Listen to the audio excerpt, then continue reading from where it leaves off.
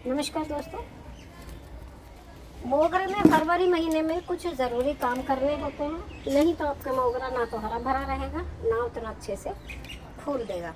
तो इसकी कटिंग करना, नलाई गुड़ाई और उसकी रिपोर्टिंग करना ज़रूरी है। अगर आपने छोटे गमले में लगा रखा है तो साल में एक बार इसके लिए रिपोर्टिंग इसकी करनी ज़रूरी है।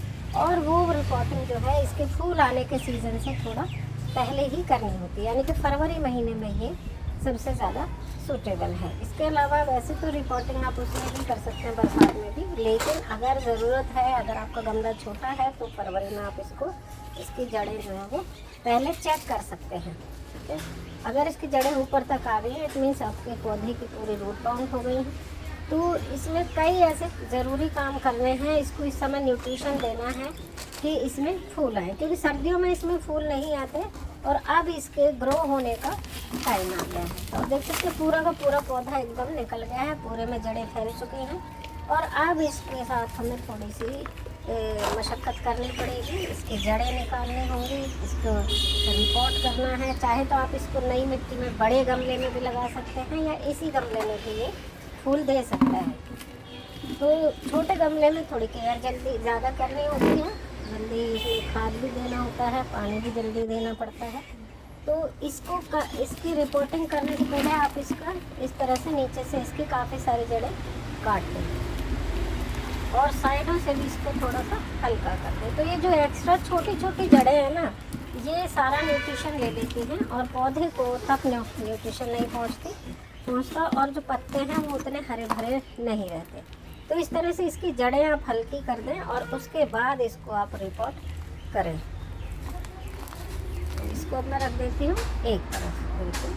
और इसी गमले में आप चाहे तो यही मिट्टी इस्तेमाल कर लें, लेकिन इस मिट्टी को आप एज इट इज़ ना इस्तेमाल करके पुरानी मिट्टी में थोड़े से न्यूट्रिशियस चीज़ें मिलानी पड़ेंगी। आप देख सकते हैं पूरी मिट्टी में खाली जड़ें भरी हुई हैं। तो अब इसकी ग्रोथ की इसमें बिल्कुल जगह नहीं बची है, तो उसके लिए इसकी कुछ जड़ें जो हैं वो कम करनी पड़ती हैं। अगर हम पौधे ज़मीन में लगाते हैं तो बहुत स्पेस इसकी जड़ों को फैलने के लिए मिल जाता है, लेकिन गमले में लिमिटेड स्पेस होता है, इसलिए इसमें इसको जो है इस तरह के पौधों को रिपोर्ट करना ज़रूरी है। जो परमानेंट फूलों वाले पौधे हैं, सीजनल पौधों को रिपोर्ट करने की ज़रूरत नहीं पड़ती, क्योंकि वो एक सीज़न चलते फिर ख़त्म हो जाते हैं।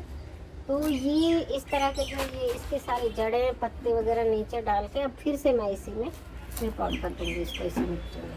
तो इस मिट्टी को इस्तेमाल करने से पहले हमें इसमें खाद वगैरह मिलाना पड़ेगा। बिना खाद मिलाए अगर आप इसको डाल देते हैं मिट्टी को तो फिर पौधा उतने अच्छी ग्रोथ नहीं करेगा। तो ये गोबर की खाद मैं इसमें मिला रही हूँ। छोटा गमला है, 10 इंच का गमला है सारा ही है, तो इसमें थोड़ा 8 इंच का है बल्कि ये, तो छोटा गमला है इसलिए मैं इसी में डाल देती हूँ। ये